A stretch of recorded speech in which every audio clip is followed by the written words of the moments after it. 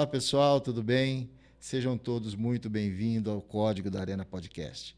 Hoje nós temos o prazer de estar com o médico veterinário, Dr. Jonatas, especializado em cirurgias de grandes animais, de cavalo. Tem uma experiência incrível, já batemos um papo, já contou muita coisa. Segura aí que vem muita coisa interessante aqui. Doutor, muito obrigado pela oportunidade. Saiu de Rio Preto de madrugada para conseguir estar aqui com a gente, para chegar aqui. Muito obrigado pela oportunidade. Eu que agradeço. E vamos logo para o nosso bate-papo, que é o que as pessoas têm curiosidade. Qual cavalo que chegou praticamente morto e saiu andando graças a uma tomada de decisão rápida, precisa, que foi assim, aquela intuição que às vezes vem na hora do... Que você pega e fala assim, nossa, eu graças a Deus consegui salvar esse cavalo, né? É isso.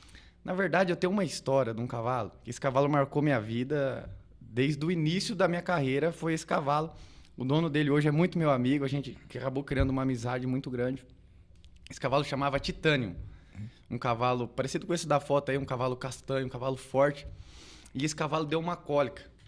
Uma cólica, assim, bem diferente. E eu era muito inexperiente ainda, para falar a verdade. Eu tinha acabado de sair da faculdade. Acho que me formei em dezembro, em janeiro eu já tive um BO desse tamanho. Um BO desse tamanho.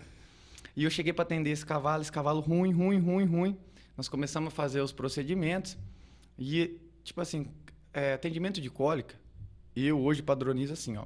Eu vou trabalhar com o cavalo no máximo 4 horas em relação a sondar cavalo, a fazer fluido, a fazer o diagnóstico. Se eu não conseguir melhorar esse cavalo em 4 horas, provavelmente é um caso mais grave, que esse cavalo precisa para uma internação. Provavelmente é um cavalo que tem um quadro cirúrgico.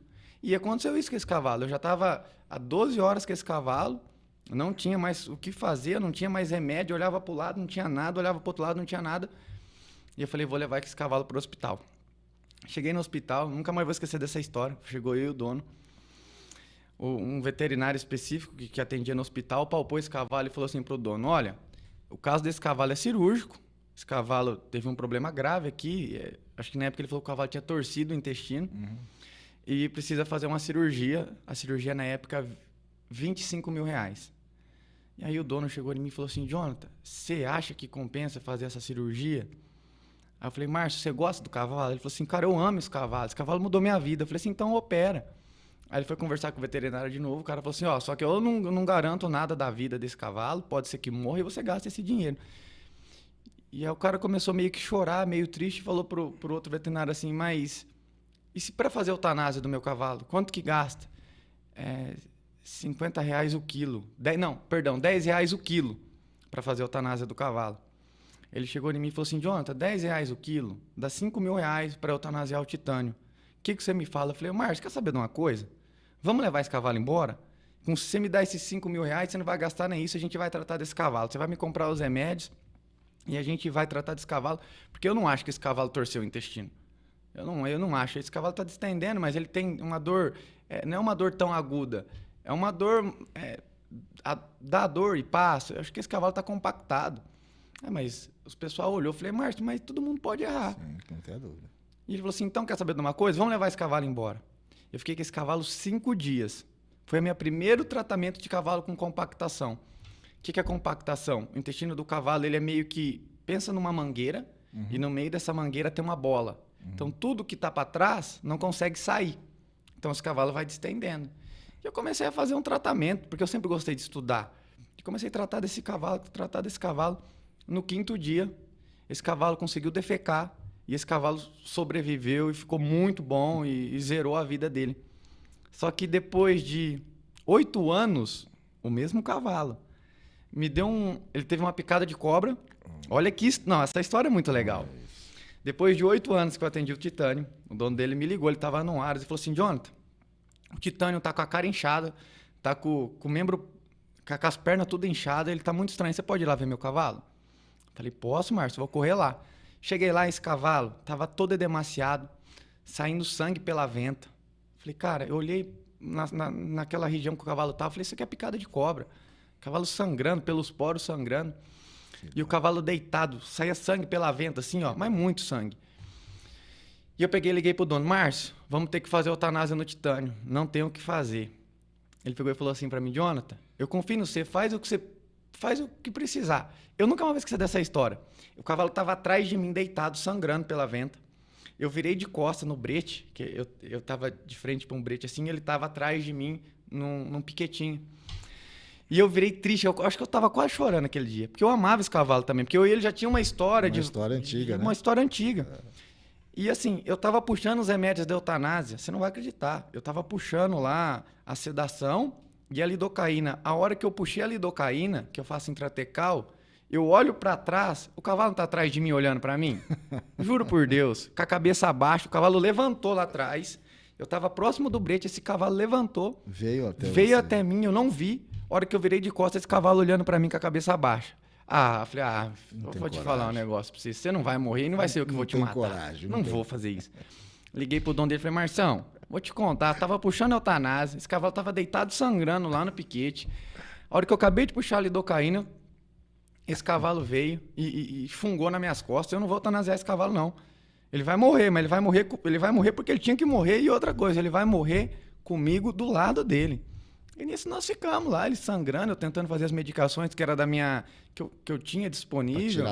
Para tirar dor, tentando dar um... E no final da conta, esse cavalo deitou e morreu com a cabeça no meu colo. Inclusive, acho que eu deve ter uma foto desse dia. Aquele foi o que mais me marcou na minha vida. Nossa, porque foi uma história assim... É impressionante, você puxar o remédio eutanásia, o cavalo veio do teu lado e tipo assim, não quero morrer não, pô, deixa eu ficar aqui. Triste, né? Nossa, chega a dar um nó na garganta, né? E eu vivi isso, bicho. Isso. Nossa senhora, nem pensa. A história do titânio, todo lugar que eu vou eu conto. É impressionante. Me marcou pro resto da vida. Não tenha dúvida. Esse não foi o momento mais desesperador da sua carreira, né? Desesperador, não. No sentido de, assim... De atendimento? De atendimento. Cara, eu tenho uma carreira que ela foi construída da forma mais difícil que você imaginar. Eu vou te contar só pra gente poder entrar num contexto. Quando eu fui fazer faculdade... Eu tenho contato com o cavalo desde os 10 anos de idade. Meu sonho era ser domador de cavalo. Mas eu vim de uma família muito pobre. Minha mãe, por exemplo, era costureira. Na época que eu era criança, assim, ela ganhava R$600 por mês. E o salário mínimo sempre foi essa porcaria, né? Sim. E quando eu cheguei aos 18 anos, que eu precisava ver o que eu ia fazer da minha vida, se eu ia fazer faculdade ou não, não tinha condições de fazer faculdade. Né? Na época era muito caro. E o salário da minha mãe, mesmo se ela me desse todo o salário dela... Não era o suficiente. Não era o suficiente. Ainda é caro, né, doutor? Ainda é muito caro. Mas olha como que Deus... Eu falo para as pessoas, quando é para ser seu, vai ser seu, você pode ficar tudo tranquilo. Você não pode ficar na sua casa dormindo. Você tem que fazer a tua parte. Quando eu tinha 9 anos de idade, meu pai faleceu e eu fui criado só pela minha mãe. E meu sonho era ter um cavalo. Eu queria ter um cavalo, eu precisava de um cavalo. E minha mãe me deu um cavalo. Só que o cavalo, minha mãe ganhava, que nem eu te falei, muito pouco. Imagina o cavalo que ela pôde comprar para mim. Um cavalo muito ruim, né? E eu andando com esse cavalo, eles me venderam para minha mãe, foi um cigano, chamava Carneiro Cigano, um trambiqueiro. Porque esse cavalo disparava. E um dia andando com esse cavalo disparou. Olha essa história que interessante. E eu bati na porta de uma caminhonete, de um fazendeiro ali da região onde eu morava. Tinha uma fazenda, até hoje tem essa fazenda lá. E esse cara me xingou até a 5ª geração. Eu falei, cara, eu vou ter que correr, porque se esse cara mandar eu pagar essa porta, aí minha mãe não tem dinheiro, eu vou ter que dar meu cavalo para ele, eu não quero. Cara, e passou. E esse cara me xingou muito e tal. E eu sempre tive vontade de domar cavalo. Isso com 10 anos de idade, 11 anos de idade. E eu fui num cara chamado Seu Emílio. Era um velho domador que tinha quando eu era criança. Tá vivo ainda, mas já não faz mais. E eu montei nessa eguinha minha, fui na casa desse velho, que é bem longe da minha casa, mas eu fui montado, eu não tinha nem sela, fui no pelo, com uma cabeçadinha, aqueles moleque bem pobrezinho. Sim. Cheguei na casa dele e falei assim, Seu Emílio, o senhor não me ensina a domar um cavalo? Ele falou, não vou te ensinar, porque é muito difícil, você não vai aprender. Rapaz, aquilo foi um tapa na minha cara. Imagina, menino com 10 anos. Não vai aprender? Não vai aprender. O que eu fiz? Saí da casa dele, triste, rapaz, igualzinho aquele desenho do pica-pau, no pé de pano, com a cabeça baixa, foi assim. Aí tinha um cara, um Lia, chamava Lia, o apelido desse cara, que o seu Emílio ensinou ele a domar cavalo e tal. E esse cara me alcançou e falou assim, ó, seu Emílio falou que você não vai aprender, mas eu vou te ensinar. Eu vou numa fazenda domar uns cavalos, você vai comigo. E aí você vai montando, eu vou te ensinando. Nossa, aquilo lá pra mim... Imagina. Ele falou assim, eu falei pra ele, não, mãe, eu te espero então. E esse cara passou lá, morava com a minha tia ainda. Fomos na fazenda. Era a fazenda de quem? Do homem que eu tinha batido o cavalo na porta do homem. Um fazendeiro sistemático que eu nunca vi. Mas olha Deus agindo. Esse cara, ele é evoluído, ele era evoluído uns 10 anos à frente de qualquer pessoa. Era muito inteligente, ele é um cara muito espiritual, muito bom de coração. Quando eu cheguei lá, que ele me viu, ele lembrou, né, que eu tinha feito aquela batida no carro dele, mas ele não falou nada. E eu comecei a ter um relacionamento com ele de pai para filho. Tanto que depois, acabou de domar cavalo lá na fazenda dele, e eu continuei indo lá todos os dias. E esse cara, ele nunca me deu R$1, nunca me deu só R$10, nunca. Mas ele me deu o bem mais precioso que eu considero hoje, que é o conhecimento. Tudo ele fazia eu trabalhar, tudo. Vou te dar um exemplo. Nós íamos fazer cerca. Ele fazia eu ir no mato, cortar a madeira. Mas não era na motosserra, era um trançador. Sabe o que é trançador ou não? Não. Trançador é um serrote, sei lá, tem uns 2 metros grande. Um segurava na ponta e o outro na outra. E nós ficava lá. É praticamente o dia inteiro para cortar uma árvore. E o homem tinha motosserra na casa dele, mas não deixava eu usar. Era o trançador. Na hora de cortar a madeira, de picar ela para fazer as lascas, colocava a cunha, batia com a marreta e a lasca cortava. Então era tudo do mais difícil. E eu nunca entendia por que ele fazia isso comigo. E eu fui ficando mais velho, fui virando adolescente, já tinha 14 anos, e eu tirava leite, montava em cavalo para ele e nunca me deu um salário de nada. E lá na fazenda era muito mato, então era muito difícil fazer cerca, porque a terra é muito dura, você batia a cavadeira assim, e quem ia na cavadeira? Era eu. Então só vivia eu e ele nessa fazenda aí. E um dia eu já estava mais adolescentinho, acho que eu estava com 16 anos, a gente foi fazer cerca, e ele tinha uma filha. E essa filha dele acabou arrumando um namorado, foi morar com ele, e ele pegou e deu uma moto para esse namorado dela. Nunca mais vou esquecer disso. E eu trabalhando, não ganhava nem R$1, o cara não fazia nada e ganhou uma moto. Eu falei, mas que cacete. E um dia eu fui fazer cerca com ele, aí eu já estava mais adolescentinho, acho que estava meio rebelde. E eu fui lá, fiz a cerca, aí a gente nunca mais vou esquecer dessa cena. Eu estava voltando para a sede da fazenda a pé.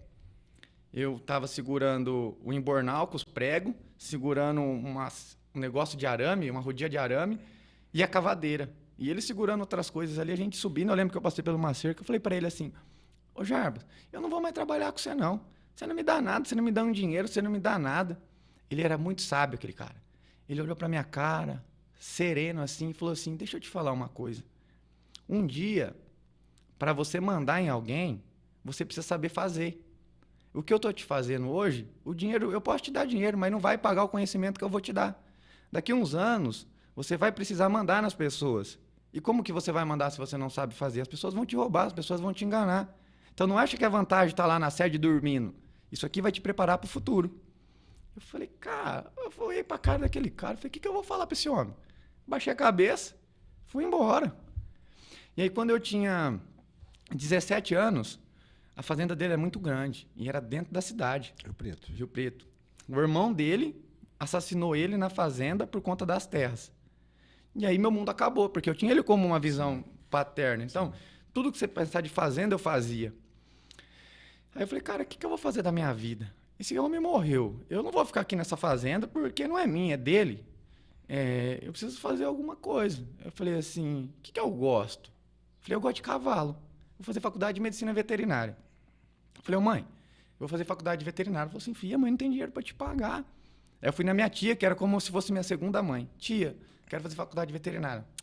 Tem jeito não. Eu não tenho esse dinheiro, é muito caro. Eu falei, quer saber de uma coisa? Eu vou fazer essa faculdade. Saí dali, fui na faculdade, cheguei lá para me inscrever.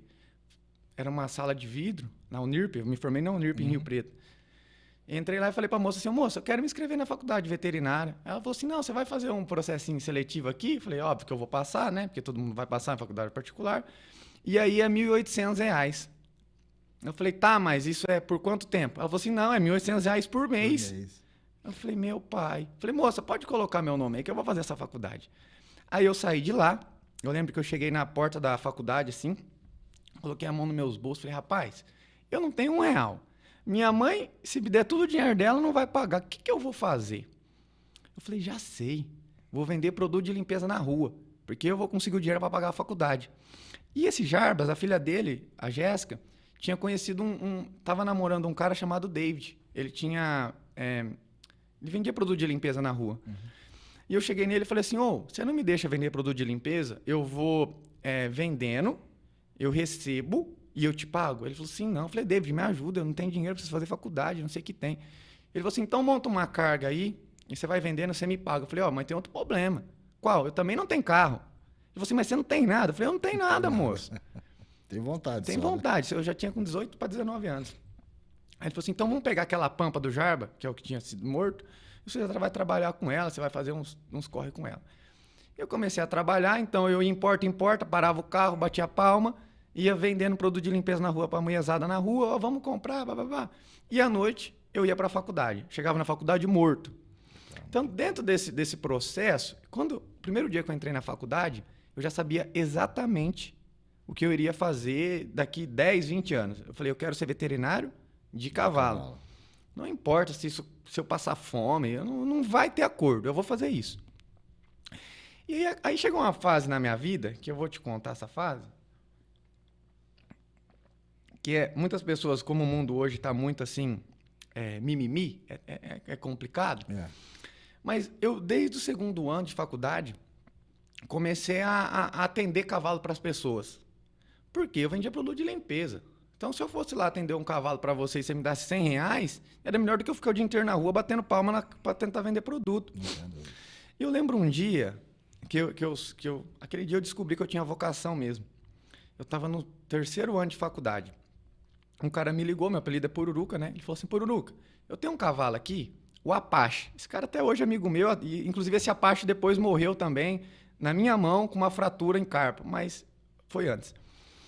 Pururuca, meu cavalo, o cara castrou ele e tá saindo uma secreçãozinha da castração. O que será que é isso? Eu falei, cara, é uma funiculite, você tem que operar.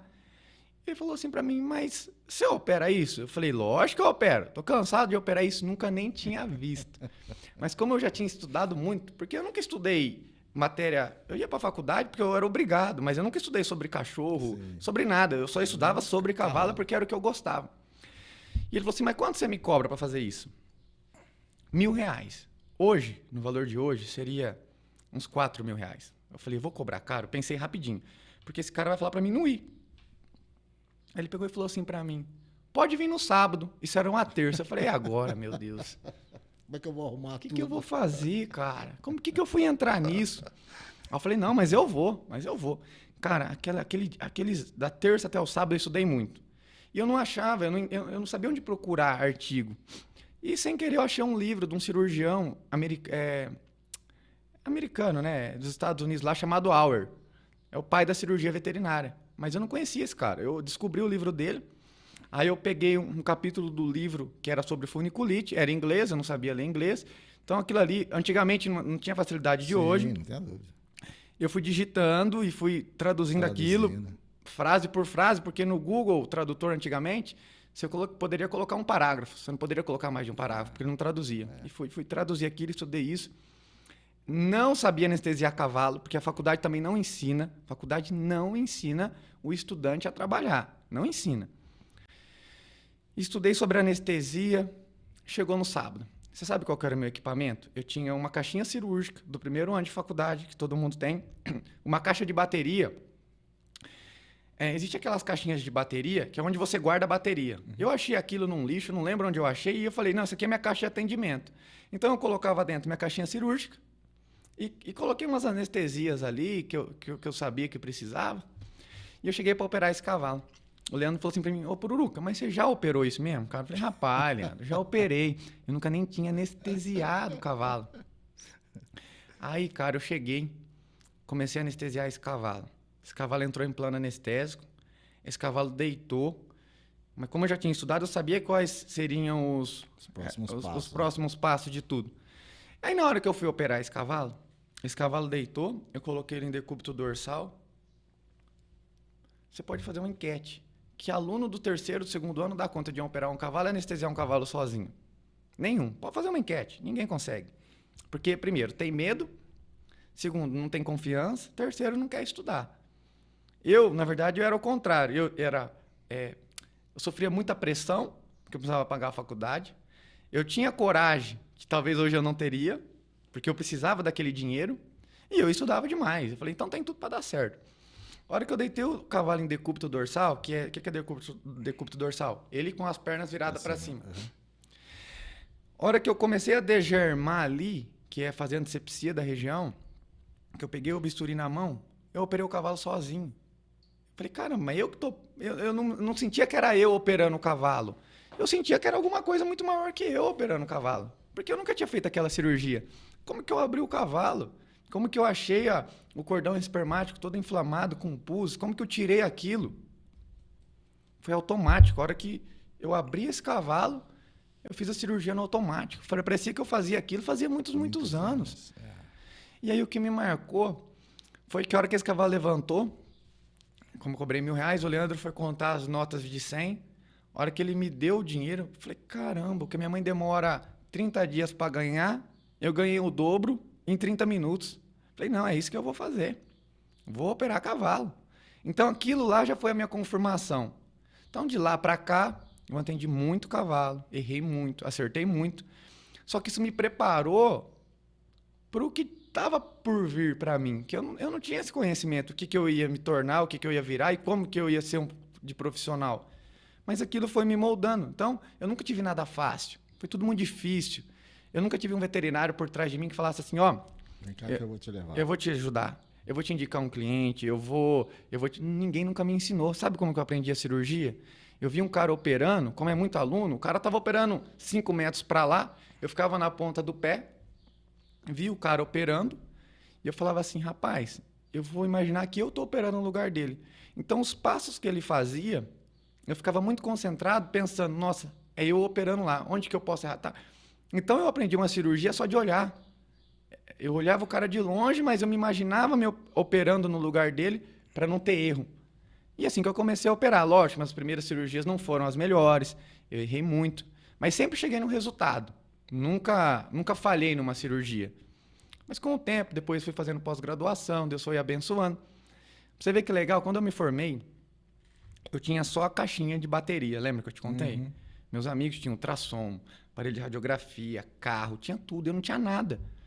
Mas Deus foi me colocando as pessoas certas no meu caminho de forma divina. Natural. Eu precisava trabalhar com odontologia, que dava dinheiro na época, eu precisava de dinheiro. Mas o aparelho de odontologia custava 20 mil. Sabe quanto eu tinha? Nada. O meu cartão do banco era aquele universitário que o limite era R$500.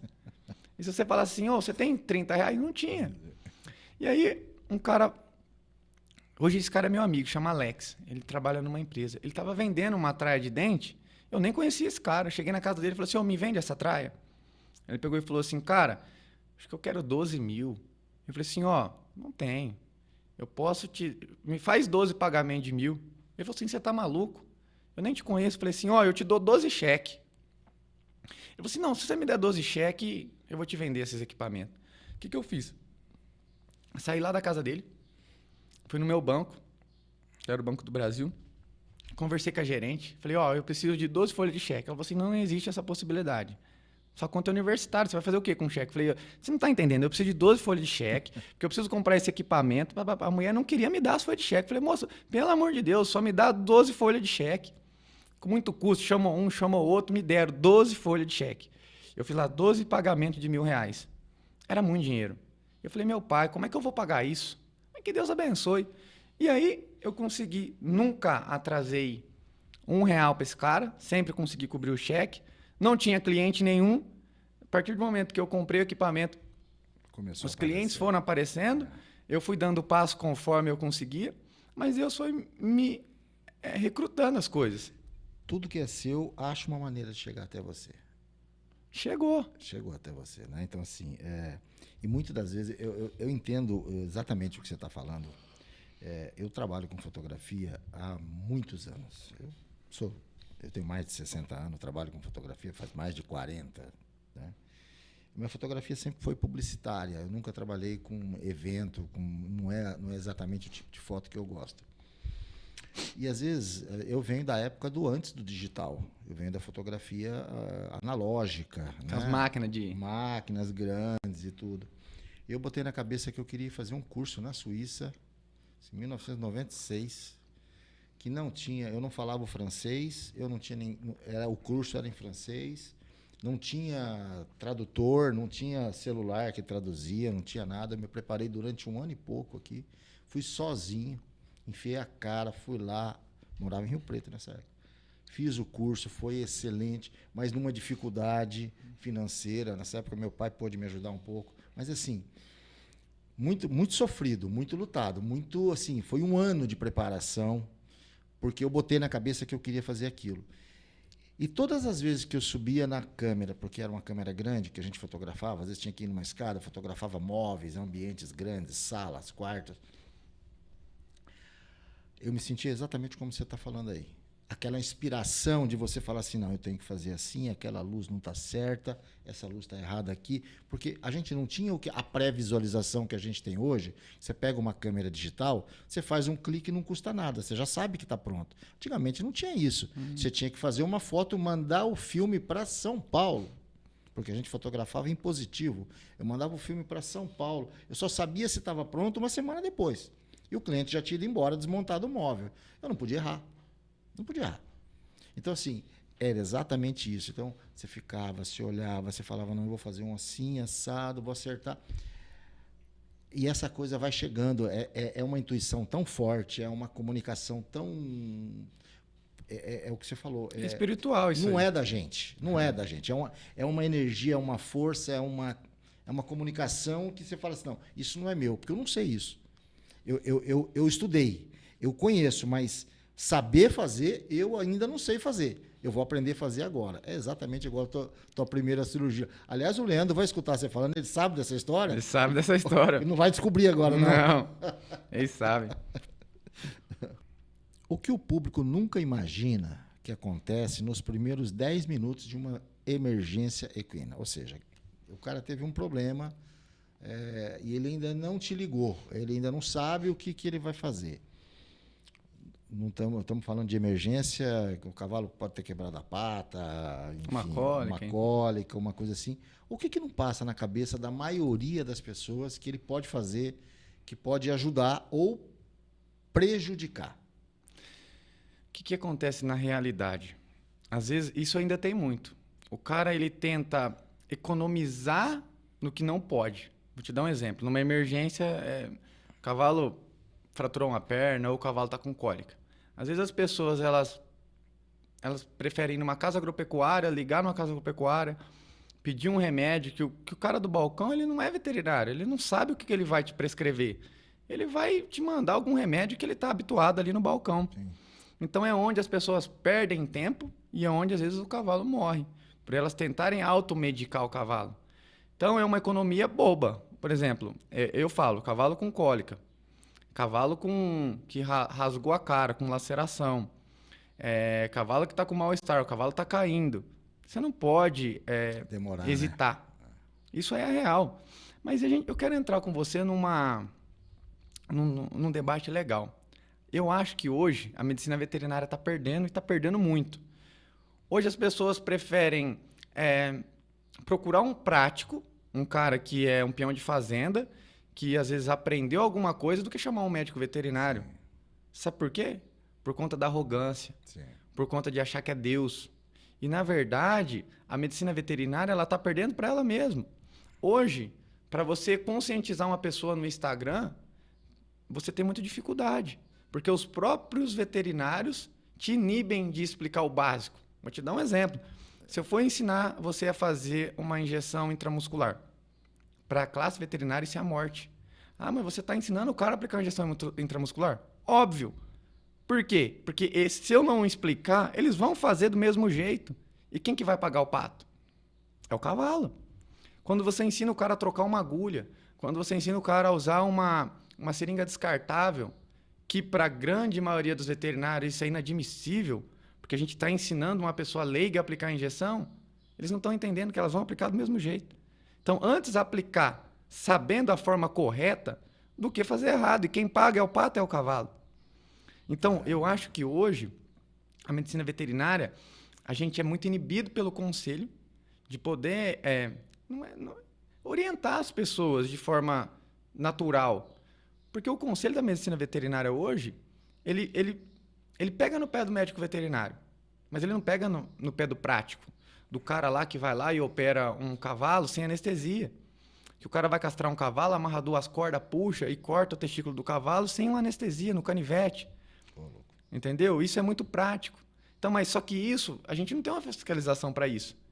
Então, se o veterinário ele consegue conscientizar, olha, gente, uma cirurgia de castração, ela é feita assim, ó. O cavalo dorme, o cavalo ele tem um travesseirinho para pôr a cabeça, o cavalo ele tem anestesia geral, o cavalo tem anestesia local, existem os equipamentos corretos para fazer a cirurgia. A pessoa que está olhando esse vídeo, ela vai falar, pô, o cara que operou o cavalo do meu vizinho operou errado. Eu vou chamar um veterinário. É uma conscientização, né? De todo mundo. É uma conscientização. Não tenha dúvida. Então, a medicina veterinária ela está perdendo para ela a partir do momento que os próprios veterinários se sentem incomodados de um certo veterinário, como eu já vejo muito. Às vezes o veterinário se destaca na internet, a classe veterinária por trás mete o pau no cara. Olha lá, ele está ensinando isso, ele está ensinando aquilo. Mas o cara, na verdade, ele está orientando as pessoas a tratar do cavalo da forma correta. Então, ou seja, isso é bíblico, né? Se você tem um conhecimento e se você fazer errado, aí você já está pecando, o problema é seu. Agora, quando você não tem um conhecimento, você não tem, você vai fazer o quê? É verdade. Entendeu? Entendi. Então, isso que eu acho que impacta muito na medicina veterinária. Eu acho que... É um outro assunto baseado, assim, é uma outra abordagem, mas que também fala de peão, né, de prático e de veterinária. A doutora Sandra, que é veterinária do Império, esteve aqui. E ela ficou durante muito tempo na fazenda do pessoal do Império, aqui em, acho que Cacilândia, se eu não me engano, a fazenda. 40 minutos da cidade, 2 horas, eu não lembro exatamente.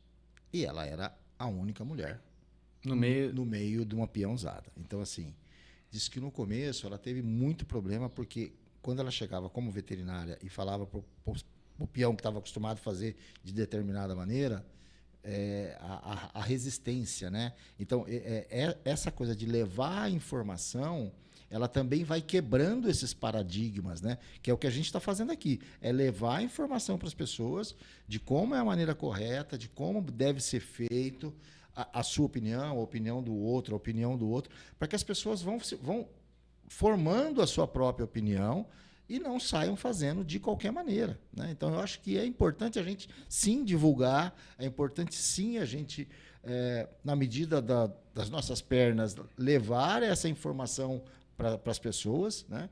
O nosso público aqui, especificamente, é muito forte de competidor, é bastante gente de competidor e muita gente da sua categoria, muito veterinário, né? Vamos falar mal de você. Não, nada. Não, tô brincando. A verdade é que esses tempos atrás, eu vi um vídeo na internet, o cara tratando uma síndrome cólica.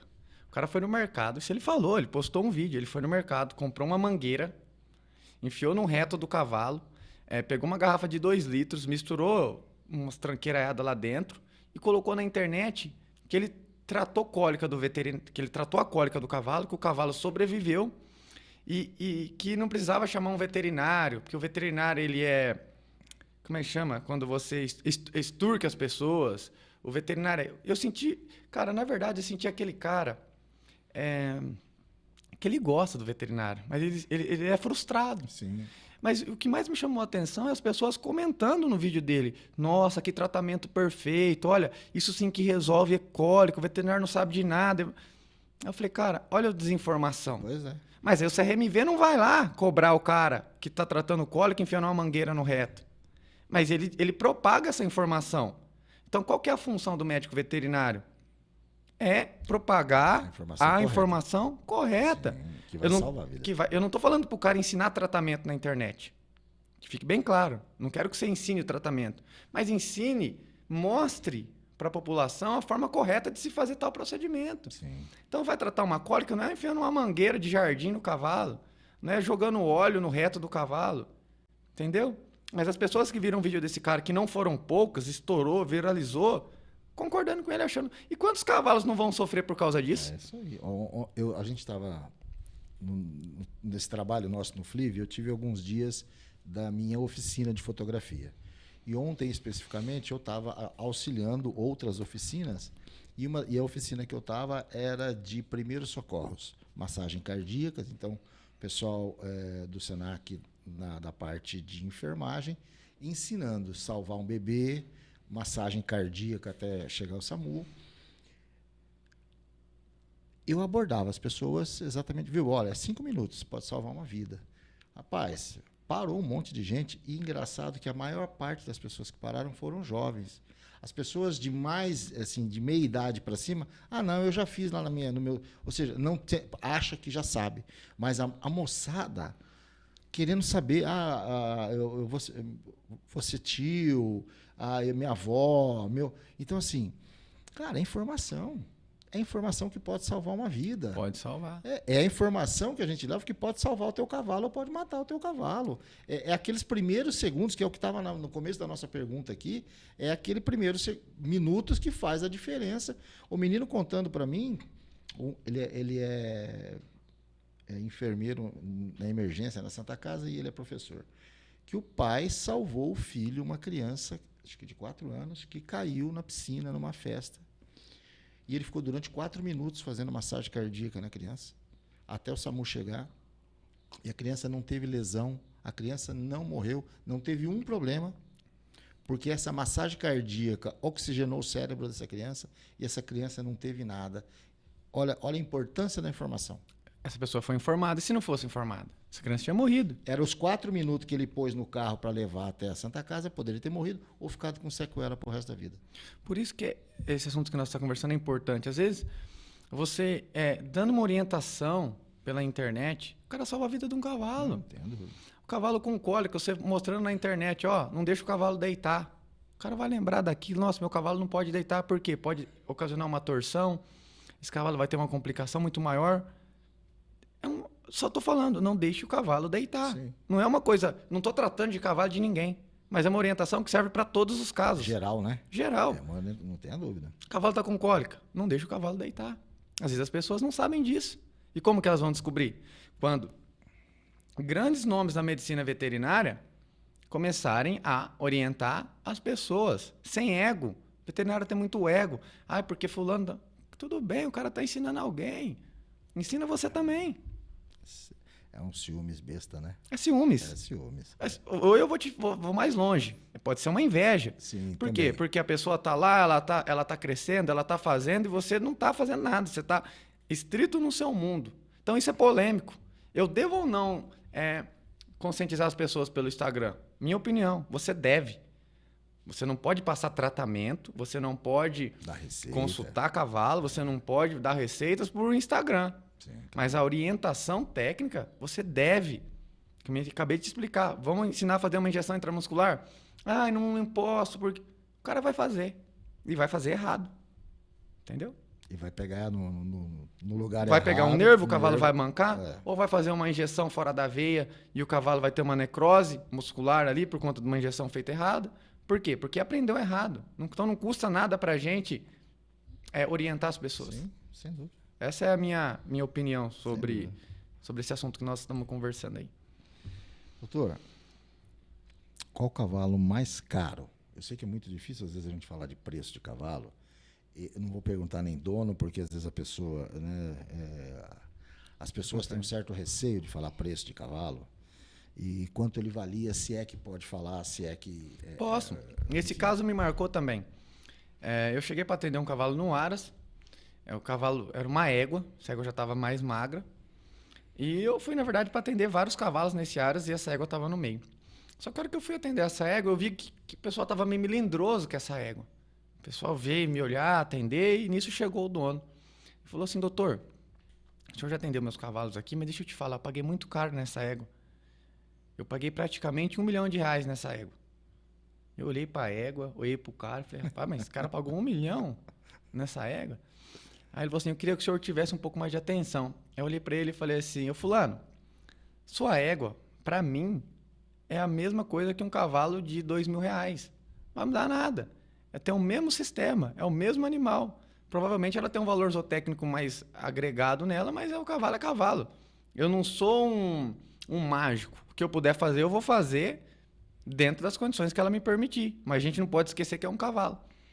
Entendeu? Então, essa pressão para o cavalo ser mais caro, para o cavalo ter um valor zootécnico agregado muito maior, sempre tem em cima do veterinário. Ah, você não pode errar, porque esse cavalo é muito caro, mas você também não pode errar no cavalo que custa 2.000, porque é uma vida. Sim. Então, para mim, não tem diferença de valor. Eu tenho que exercer a medicina. E a medicina não é como uma mecânica. Você vai lá, o carro chega com o freio estourado, você vai lá, vai trocar a pastilha de freio, o carro vai sair e vai andar e você vai frear. Né? O cavalo tem... Para você ter noção, você pode tratar a mesma doença em 10 cavalos diferentes. Os 10 cavalos vão responder de forma diferente. E às vezes o procedimento também precisa ser mudado, né? Precisa mudado. É igual o ser humano, né? Tem cavalo que é temperamental. Então, por exemplo, vou te dar um exemplo. O cavalo rasgou a canela. Eu vou costurar essa canela, vou fazer a sutura. Tem cavalo que eu posso fazer com ele em pé. Tem cavalo que ele já não aceita, eu preciso fazer uma anestesia geral, esse cavalo precisa dormir. Entendeu? Então, na medicina veterinária é assim. Não é como um mecânico. O cavalo precisa de tempo. Entendi.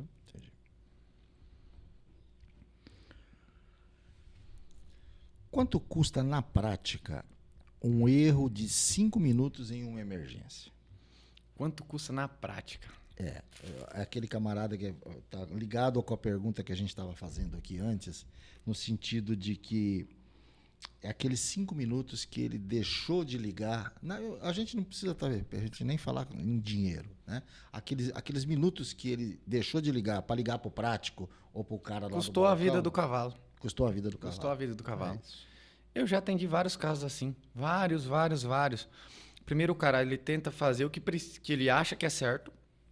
Isso aí eu quero que fique como uma conscientização para criador de cavalo. Não adianta, cada um tem a sua área. Você é fotógrafo, eu sou veterinário, o outro é médico, o outro é advogado. E eu sempre dou o mesmo exemplo. Se a sua mãe tivesse doente, você queria que um médico consultasse sua mãe ou o advogado consultasse sua mãe?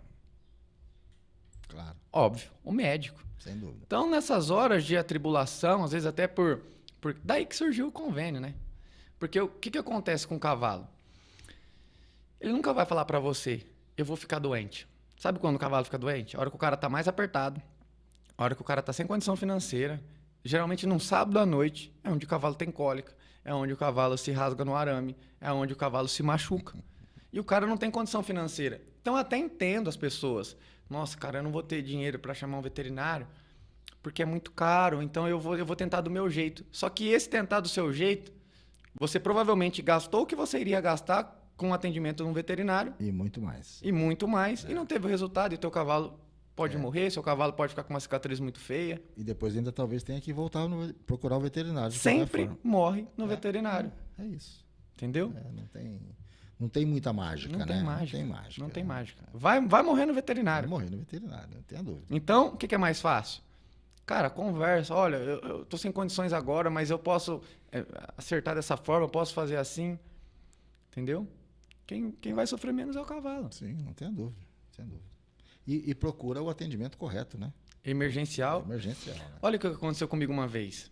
Para você ver o tanto que a medicina veterinária ela tá evoluída. O cara que atende cachorro, ele não vai dar conta de atender cavalo. Ele pode te falar que ele atende, mas não vai atender com maestria ou não vai atender com uma perfeição que um médico de cavalo atenderia. Com certeza. E a mesma forma, o cara que atende cavalo não atende cachorro. Vou te contar uma história que aconteceu comigo uma vez. Uma mulher me ligou e falou assim, eu preciso fazer eutanásia no meu cavalo, você consegue vir? Falei, não, eu vou aí fazer essa eutanásia. Eu vi que ela estava meio abalada no telefone, meio que chorando. Falei, cara, deve ser alguma coisa grave. O cavalo que a filha dela amava, deu uma doença lá, EPM. A EPM é uma doença que atinge o sistema nervoso central. Então o cavalo perde, ele fica descoordenado, o cavalo cai e quando essa doença evolui, o cavalo não levanta mais. Não tem o que fazer. É melhor fazer eutanásia. E eu cheguei lá, essa mulher veio me atender na porteira chorando. Eu falei, meu pai, o que aconteceu, né? Ela falou assim, doutor, ontem uma veterinária do pet shop ali veio fazer eutanásia no meu cavalo. Ela fez eutanásia. Nós fomos embora. Hoje eu cheguei de manhã com meu filho aqui. O cavalo levantou a cabeça e relinchou. Eu falei, como assim? Eu falei assim, mas como que fez eutanásia? Aí ela enfiou uma agulha daquelas rosinhas no coração dele e aplicou um medicamento. Eu falei, mas isso aí não faz em cavalo, você faz em cachorro. Em cavalo é intratecal, você faz uma sedação, o cavalo dorme, anestesia geral, e você faz intratecal. E o cavalo da mãe é vivo. Todo cheio de escara, todo cheio de... Então são coisas que vai marcando na vida da gente, que você vai falando, pô, velho, isso me ensinou uma coisa esse dia. Depois desse dia eu coloquei na minha cabeça, eu nunca mais atendo um cavalo, ou nunca mais atendo nada que eu não saiba o que fazer. Porque quem vai pagar o pato é o animal ou alguém que gosta muito desse cavalo. Entendeu? Eu entendo perfeitamente. Então você imagina você chegar lá com o teu filho de 10, 12 anos, é onde a memória da criança está muito... vai guardar aquilo pro resto da vida. Nossa o Senhora. cavalo que foi feito eutanásia, do nada levanta a cabeça e relincha. Nós precisamos levar... A gente tem uma Shih Tzu. Porcaria desse tamanhozinho, pequenininha. Mini Shih Tzu. Tem 3 anos. Um ano atrás, mais ou menos, ela ficou doentinha, teve uma diarreia, a gente levou numa veterinária, que é uma clínica grande que tem aqui, e o colaborador que estava lá queria dar uma injeção nela. Ele não conseguiu achar A veia. a veia, e não achou. E aí teve uma hora que eu falei, doutor, você não vai achar. O cachorro tem um monte de pelo, ela é peludinha, a patinha é fininha. Pequenininha. Começou a judiar da cachorra. Eu falei, não, o senhor dá outro remédio para ela, dá oral, dá outra coisa, porque não vai achar. Ué, mas que... Então, tipo assim, você via que ele não sabia o que ele estava fazendo. Porque, para mim, a sensação que ele passou foi essa, ele não sabia o que ele estava fazendo. Estava eu, minha esposa junto, a gente ficou com aquela sensação de, viu, eu estou inseguro com o seu procedimento, porque você não está me passando segurança. Não passou confiança. Nenhuma. Porque uma coisa é a pessoa fala, não, peraí, vou fazer, vou rapar, vou segurar, chama alguém para ajudar e tal, aquela coisa. E você olha e fala, não, esse cara sabe o que ele está fazendo. Ele não conseguia segurar o cachorro. Então, assim, é exatamente isso, né? Então, às vezes a pessoa não vai no especialista, né? Ele vai no genérico, né? É igual a gente passa na oficina mecânica. Essa semana, eu sou da área de publicidade, né? Então a gente presta muita atenção em detalhes, né? Oficina mecânica especializada em Volkswagen, Ford, Mercedes, BMW. Então não era especializado. Cara, como é que é especializada nesse monte de marca? O cara é bom pra caramba, trabalhou nisso tudo, conhece. Cara, especializada é especializada, né? O cara só faz aquilo. Só faz aquilo. Só né? naquele carro. Só naquele carro. Então, especializado em Honda, eu atendo moto Honda, eu atendo carro Honda. Vai lá que ele resolve. Eu mexo com BMW, eu mexo com Land Rover. Só vai naquele cara. Vai naquele cara. Tira o resto da cabeça. Exatamente. Vamos entrar numa área agora de quais os erros que matam o cavalo. Qual o erro mais comum que os donos de cavalo cometem antes de chamar o veterinário? Continuando nessa mesma pegada. Nessa mesma pegada de 5 minutos de emergência, já falamos um pouco sobre a questão de ligar para o amigo da veterinária, para o atendimento que receitou para um outro que deu certo, mas não é a mesma genética, enfim. Mas qual é o erro mais comum antes de chamar o veterinário? O erro, eu vou te dar um exemplo e vou falar o nome, prático. Aplicar flunixina e glumina em cavalo com cólica. Cavalo deu cólica. Aplica um Flumax, aplica um Neglumine, vários nomes comerciais existem aí. Entendi. Mas o que acontece? Essa medicação ela é excelente. Sem ela, nós veterinários acho que não conseguiria fazer um trabalho excelente também. Só que essa medicação, ela mascara a dor do cavalo. Então, vou te dar um exemplo. O cavalo com cólica, que é uma emergência clínica ou até mesmo uma emergência cirúrgica. O cavalo começou a ficar ruim, o cara vai lá, faz um Flumax. Por quê? Porque não quer chamar o veterinário. Vai lá e aplica o Flunixina e Glumine. O cavalo, como ele é um potente analgésico visceral, o cavalo vai parar de sentir dor. Mas o problema continua lá. Continua, né? Mascarou. Mascarou. Então, hoje, o cavalo... nossa, eu fiz o Flumax, o cavalo ficou bom. Só que amanhã o cavalo está morto. Porque você mascarou a dor, você não resolveu o problema. Aí é quando as pessoas chamam o veterinário. Depois que já fez esse procedimento, já aplicou 10, 15, 20 ml que eu já vi, e o cavalo não melhorou. Aí ele vai chamar o veterinário, entendeu? Aí você chega lá e fala, mas quantos dias que esse cavalo está com cólica? 3 dias. Nossa. Mas como você está segurando esse cavalo 3 dias com cólica? Eu estou fazendo Flumax. Mas que dose? Não, doutor, estou fazendo 15 ml. Não, louco, tem que aplicar 7 ml no seu cavalo, você está fazendo o dobro da dose. O efeito colateral é uma gastrite. Ah, doutor, eu não sabia, eu fui fazendo. Agora vê o que o senhor pode fazer aí. O problema é seu agora. Então, eu acho que esse, de verdade, é o maior erro em medicina veterinária. E principalmente no caso da síndrome cólica. Fazer analgésico sem antes ter um diagnóstico. Porque eu mascarei a dor. Meu cavalo, eu não tratei nada. Eu só mascarei a dor. Agora, é diferente quando o veterinário vai lá, ele ausculta o cavalo, ele tenta fazer um diagnóstico e ele faz um anti-inflamatório para quê? Para o cavalo ter calma, para ele conseguir examinar, para você conseguir fazer um acesso venoso, para você conseguir conter esse cavalo, para você poder fazer o diagnóstico, para você poder tratar. Só que é um profissional que já tratou milhões de vezes a mesma doença. Sabe o que fazer. Sabe o que fazer e como proceder. Então, eu acho que o que mais mata cavalo hoje é o anti-inflamatório em cólica, quando o cara não sabe o que está acontecendo. É o campeão. É o campeão, Diego. É o campeão. Disparado. E o que mais tem é cólica hoje, né? Mas tem a cólica. Você sabe por que tem mais cólica hoje? Se a gente olha para essa foto desse cavalo, é até fácil de explicar para você. O cavalo ele foi um animal feito para ser solto. Correr, andar. Sim. O cavalo ele nunca vai pastar aqui. Ele vai começar a pastar aqui e vai parar lá não sei na onde. Ele vai andando, ele vai pastando. E nós, seres humanos, com a domesticando esse cavalo, o que nós fizemos? Fechamos esse cavalo numa cocheira, fornecemos feno, fornecemos ração. O cavalo ele não tem o desgaste dos dentes como deveria ter, porque ele mastiga o quê? Sei lá, 4, 5 horas, 6 horas por dia, não sei. Mas teria que mastigar o dia inteiro, a noite inteira. Entendeu? Então, tudo isso influencia no habitat natural do cavalo. Então, muitos dos meus clientes falam, nossa, meu cavalo é muito bem cuidado, fica na cocheira. Eu falo, isso não é cuidado. Você está causando um estresse lascado. O cavalo tem que ficar no piquete, olhando outros cavalos. Sim, convivendo, né? Ah, mas meu cavalo é garanhão. Ele pode ter uma cocheira, mas ele também pode ficar solto. Né? Não pode ficar fechado. Então, por isso que tem muita cólica. Entendi. Entendeu? Falando um pouquinho da parte de dentição, eu vi que é uma das suas especialidades. Odontologia. Odontologia é uma das suas especialidades, né? Sim. Conta um pouquinho pra gente como é esse processo. Eu vi alguns vídeos no seu Instagram. Conta um pouquinho pra gente como é que você pode identificar. Fala para os nossos amigos aqui o que ele deve fazer, qual é o procedimento, enfim. É porque uma dor de dente, imagino que seja igual a dor de dente no ser humano. Aquilo vira uma coisa... O cavalo, ele tem como a sua naturalidade mastigar. Isso, na verdade, acaba fazendo desgaste do dente de forma natural. Deus é perfeito. Deus criou o cavalo para ele mesmo ter esse desgaste. Nós, seres humanos, fomos lá, pegamos esse cavalo, domesticamos esse cavalo e ele não mastiga como deveria. Então, o que acontece na maioria dos casos? Cavalo... Ai, bati no microfone. O cavalo, ele começa a crescer os dentes. Eu vou falar de uma forma natural só para o cara de casa poder entender.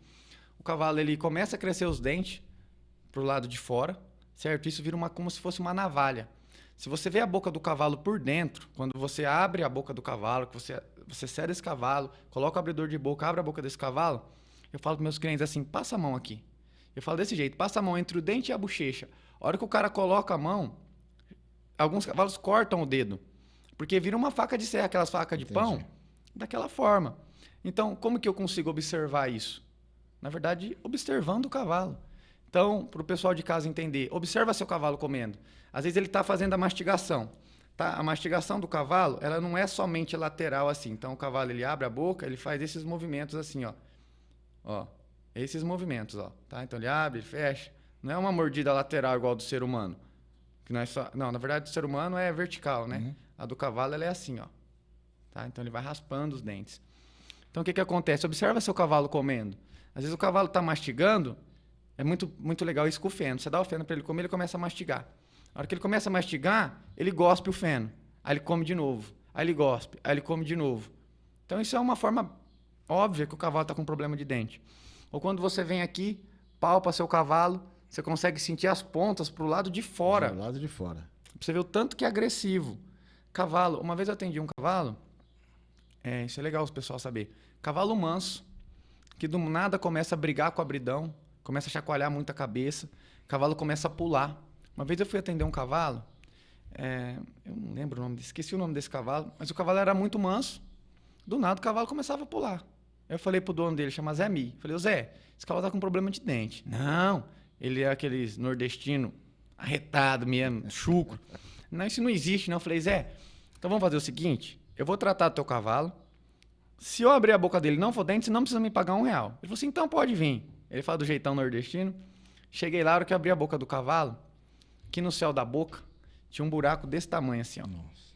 Então o freio dele, que é aqueles freios de vaquejada, entrava dentro da boca. Coitado. A hora que aquilo entrava, acho que o cavalo, ele pulava de tanta dor. Não pensa. Nós... Só de pensar. Não, era horrível aquela cena, horrível. O que nós fizemos? Odontoplastia, corrigimos toda a mordida do cavalo. O cavalo parou de pular. O cavalo começou a ganhar peso, o cavalo melhorou a performance. Então hoje, já que a gente domesticou o cavalo, eu vou falar uma coisa que todo criador precisa quando tem um cavalo. Eu vou falar algumas coisas muito importantes. Eu tenho um cavalo, eu preciso gastar um rio de dinheiro? Não. O que você precisa? Vacinação. Vacina seu cavalo. Vacinar é barato. Então, existem várias vacinas no mercado. Então, o primeiro protocolo que eu faço no cavalo, vacinação. Vacinei meu cavalo, já resolvi 90% dos problemas desse cavalo. Tratamento odontológico, pelo menos uma vez por ano. E casqueamento, a cada 60, a cada 90 dias, vai depender do que você vai usar o seu cavalo. Então, são 3 coisas importantes para você que cria cavalo. Vacinou, cuidou do casco, cuidou do dente, seu cavalo não vai ficar doente. Seu cavalo não vai pegar doença. O resto pode ser um acidente, pode ser coisas naturais, uma coisa assim, mas tá protegido, né? Então, todas as doenças que você pega aí, ó, tá nessas 3 fases. O cara deixou de vacinar, o cavalo pegou um garrotilho, o cavalo pegou, sei lá, alguma doença aí que a gente pode, sei lá, uma influenza, tétano. A vacina custa R$30. Para tratar um tétano, você gasta R$5.000. Para fazer um dente de um cavalo, você não gasta nada. Então, o cavalo come melhor, aumenta a imunidade, a pelagem fica bonita, o cavalo consegue quebrar mais as partículas do alimento, absorve melhor. A digestão, evita cólica e tudo isso. Automaticamente, evita cólica. Automaticamente, aumento da imunidade. Automaticamente, seu cavalo não fica doente. Entendeu como que é simples? 3 coisas que as pessoas precisam saber para ter um cavalo. Vacina, faz o tratamento odontológico, cuida do casco. Se as pessoas seguissem isso que eu estou falando, veterinário ia parar de ganhar dinheiro. Porque não dá problema. Eu vi um vídeo também no seu Instagram e você passa o dedo nas costas do cavalo e o cavalo tá com dor, né? Muita dor. Muita dor. Achei aquilo sensacional. Conta um pouquinho sobre isso. Isso aí, eu tive um grande mestre, um professor chamado Jean, e eu fui fazer um curso com ele sobre ozonioterapia. E foi ali que eu comecei a entender que o cavalo não está virando no tambor. O cavalo ele está correndo na hora de laçar, ele não está laçando. Ou o cavalo na vaquejada, a hora que ele vai derrubar o boi, ele nega. Era dor nas costas. Então você vem, as pessoas confundem isso como cosquinha. Olha que impressionante. Então, às vezes a pessoa vai passar uma raspadeira nas costas do cavalo. Ah, meu cavalo está com cosquinha. Não, ele está com dor. Está muito dolorido. Então você vem com a mão, passa na dorsal do cavalo, desce pela garupa. Você vai sentir um leigo consegue identificar o grau de dor do cavalo. Aí você faz o tratamento, o cavalo volta a performar, o cavalo volta a trabalhar. E eu dou um exemplo para as pessoas. Vamos colocar aqui, eu vou te colocar num serviço pesado hoje. Vamos colocar que você vai jogar uma bola, um futebol, de quinta-feira. Como que você vai acordar no outro dia? Dolorido, machucado, cheio de ácido lático no corpo. Você vai conseguir trabalhar? Não vai. Um jogador de futebol de alta performance, você acha que ele só joga bola? Ele não tem algum protocolo de fisioterapeuta? Sim, reposição e tudo. Né? E massagem. O cavalo é a mesma coisa. É esse que é o problema. Nós queremos ter cavalo de alta performance, mas não queremos trazer a condição ideal para o nosso cavalo. Como é que eu vou ter um cavalo bom no tambor se ele está com dor nas costas? Como que eu quero ter um cavalo bom de marcha, um manga larga marchador com dor nas costas? É impossível, né? É impossível. Só que as pessoas precisam aprender a olhar o cavalo. Porque o cavalo fala com a gente. Você sabe por onde que o cavalo fala? Pelo olho. Você pode olhar num cavalo com dor. O olho dele, ele te mostra isso pelo olhar.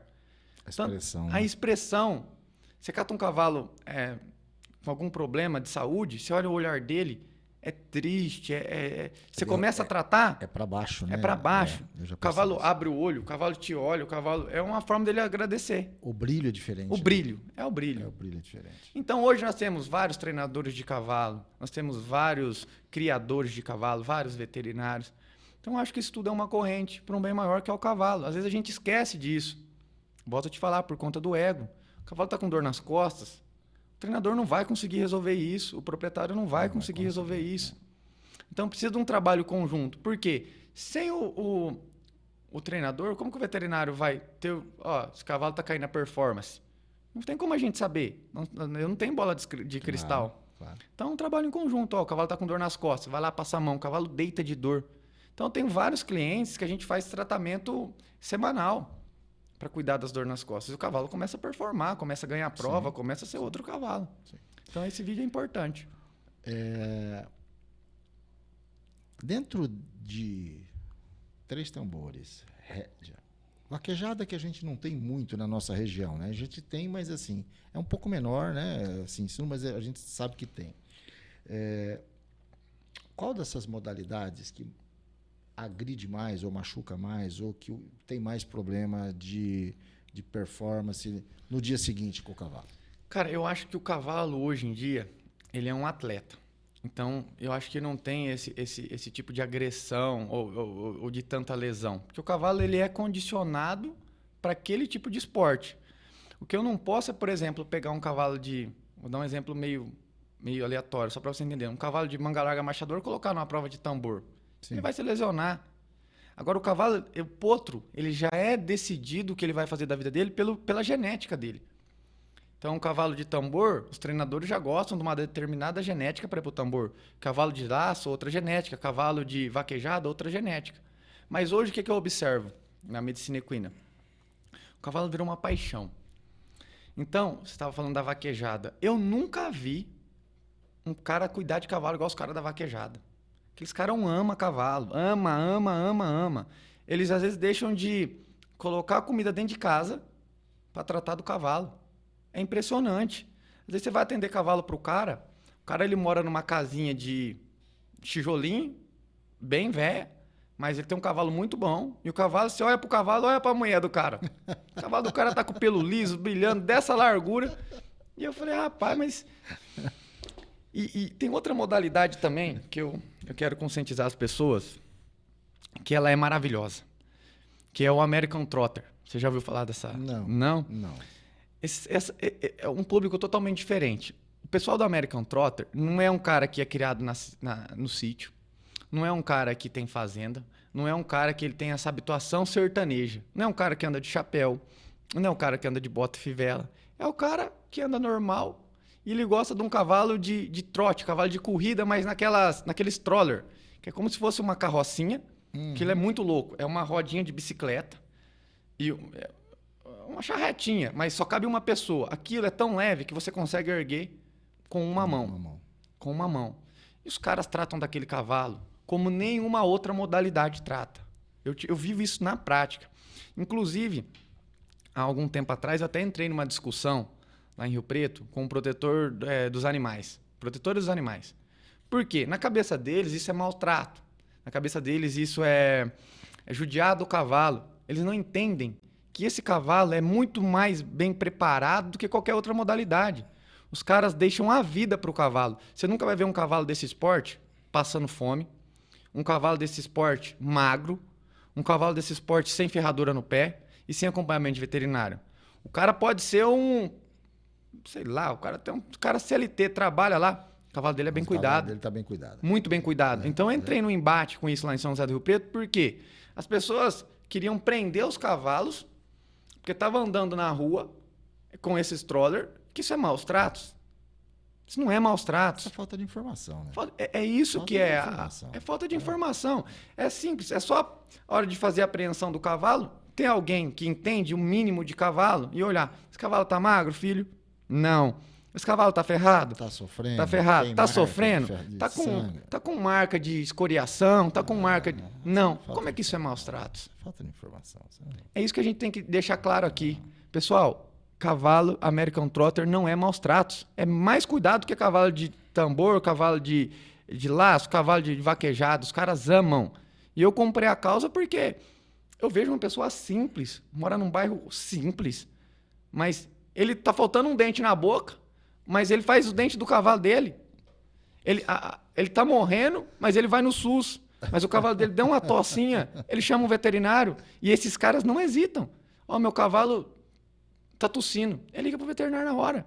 Olha que confronto de informação. Sem dúvida, sem dúvida. Como que um cara que vem de fazenda, diz que gosta de cavalo, diz que vive no cavalo, tem trailer, tem caminhonete, usa bota, chapéu e cinta, não presta uma assistência dessa para um cavalo como um cara desse, que às vezes anda de bicicleta e descalço com chinelão havaiana. Né? Olha que confronto de informação. É isso, é isso. Isso eu acho massa demais. A gente falar um pouco aí de bota e de chinelo, vamos falar um pouco do calçado do animal, que é a ferradura. Conta um pouquinho a tua experiência de algum caso que você já pegou, que passou por algumas pessoas e foi ver, o problema era o sapato. Isso acontece... A ferradura que estava errada. Isso acontece diariamente, todos os dias. O ferrajamento no cavalo, ele precisa ser feito por um profissional, realmente um profissional. Um exemplo, se eu colocar um tamanquinho na tua perna direita e no outro, mais simples, eu te coloco uma bota country no teu pé direito e no pé esquerdo você vai usar um chinelo. Como que você vai andar? Mancando. Então isso vai influenciar nos tendões do cavalo, no ligamento do cavalo. O cavalo ele vai compensar peso, o cavalo vai começar a mancar por conta de uma ferradura. Então da mesma forma que o ferrajamento ele é importante, se ele for feito de forma correta, excelente para o cavalo. Se for feito de forma errada, você vai alejar seu cavalo. Entendeu? Tem um caso que aconteceu comigo recentemente. O cavalo chegou para mim sem andar, chegou deitado, suando. Isso aí fazia muito tempo que esse cavalo estava assim. O que acontece? O casquinho dele estava virado para trás, assim, ó. Os dois do membro pélvico, assim, ó. Então ele tinha uma contratura de tendão flexor digital profundo. Ele andava assim. O que nós fizemos? Colocamos uma ferradura, fizemos um ferrajamento corretivo, fiz uma tenotomia nesse cavalo, colocamos uma ferradura correta para esse cavalo, recuperamos a vida do cavalo, salvamos a vida do cavalo. Fiz sozinho? Não. Se eu não tenho um bom ferrajamento, um bom profissional que saiba forjar uma ferradura, eu ia piorar o caso desse cavalo. Então já tem de caso do cavalo ter uma tendinite, aí você vai fazer a avaliação no cavalo, você olha a ferradura. É a ferradura do cavalo. A ferradura está errada. A dinâmica do cavalo. Eu estava vendo alguns estudos científicos que mostraram que o cavalo sem ferradura também, ele está menos predisposto à lesão. Mas provavelmente está relacionado com o ferrajamento do profissional, não necessariamente da ferradura. Talvez o cara ferrou o cavalo errado, no estudo impactou no cavalo mancar. Sim. Entendeu? Às vezes o estudo foi feito com o cavalo na natureza, que não anda com isso, sei lá, né? E faz sentido, né? A gente está tentando aqui, até vou pedir ajuda, se conhecer alguém, eu já tentei trazer aqui uns 2 ou 3. Eu conheço muito bom. Bom, mas o difícil é pegar a agenda deles, né? Porque não bate com as nossas agendas e eu não consegui trazer. Eu conheço muito bom. Eu vou te... Vamos trazer um aqui para trazer informação aqui para as pessoas. Esse cara é sensacional. Eu acho assim, eu sempre trabalho com ele porque eu considero ele, em relação a ferrajamento ortopédico, o melhor ali da nossa região. Melhor, por que você considera a pessoa melhor? Pelo resultado que ele tem. Sim, claro. Então, você pede uma ferradura para ele que você imaginar, ele dá conta de forjar. O que é forjar? Ele pega uma barra de ferro reta, ele vai batendo nessa barra, ele vai batendo. Cara, ele faz aquilo para mim, ele é um artista. Eu falo para ele, Japa, você é um artista.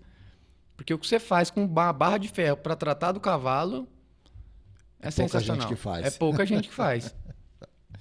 Doutor, vamos falar um pouquinho de bastidor agora, aquela parte que as pessoas não veem. Qual a ligação mais absurda que recebeu de madrugada? Ligação absurda? Cara, o bastidor da veterinária é um bastidor assim que todo veterinário vive, mas ninguém expõe. Na medicina veterinária hoje, para você ter um cavalo desse aí, você precisa ter condição financeira. Infelizmente, você tem que ter condição financeira. Então, o bastidor, acho que mais pesado que você pode existir é o cara te ligar e falar assim, ó, doutor, meu cavalo tá ruim aqui, você pode dar uma olhadinha nesse cavalo para mim? Mas não, mas eu não quero a consulta, não. É só pra você dar uma olhadinha para ver o que tem que fazer. Como é que faz isso? Se não é consulta. Mas eu vou chegar lá no posto de gasolina e vou falar, o senhor põe só um pouquinho de gasolina só para mim chegar ali? Só o cheiro.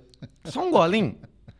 Então, na medicina veterinária, hoje, as faculdades, eu vou voltar um pouco atrás para responder essa pergunta, porque eu acho que faz sentido. A faculdade hoje, ela não prepara o profissional. Você não tem uma aula de marketing na faculdade, você não tem uma aula de empreendedorismo na faculdade. Você acha que você vai sair da faculdade, vai chover cliente para você e você vai ficar rico. Às vezes eu tenho meus estagiários lá, eu falo para eles assim, por que você escolheu veterinária? Ah, porque eu quero ganhar dinheiro. Eu falei, não, você está errado. Você não vai ganhar dinheiro assim, não. Vira médico, né? Vai virar médico. E nem médico. Olha o tanto de médico que tem. O tanto de médico que tá tem difícil. hoje. Tá difícil, é verdade. Então, o que acontece hoje? A gente vive muito isso no bastidor. Você vai lá, presta um serviço. O veterinário sabe disso. E você não recebe pelo serviço. Olha como que é complicado a vida do médico veterinário. Você me liga. Meu cavalo está com cólica. Vamos falar de cólica, a gente está abordando esse assunto. Meu cavalo está com cólica. Você vai falar para o cara, você vai gastar R$100. Você não sabe o que o cavalo tem. Então, você entra no embate que você não consegue passar um orçamento antecipado para o cliente, certo? E o cavalo está numa emergência. Você chega lá para atender um cavalo desse, o cavalo está deitando no chão, está suando, está rolando, está se debatendo, com a cara tudo ralado. Você vai falar para o cara, teu cavalo está morrendo lá, mas é o seguinte, passa um cartão aqui para mim, me faz esse pagamento aqui. Você não tem como fazer isso. Não tem jeito. Não existe. Não tem. O que você faz? Você vai lá e atende o cavalo. Então você tem duas possibilidades. Ou o cavalo salva, ou o cavalo vai morrer. É isso. Quando o cavalo salva, você ainda tem uma chance grande de receber. Que você vai mandar a conta pro cara, como eu te falei, o cara não está esperando por isso. Então, você vai ter um sacrifício muito grande para receber. Uhum. Se o cavalo morre, você matou meu cavalo, você não vai receber.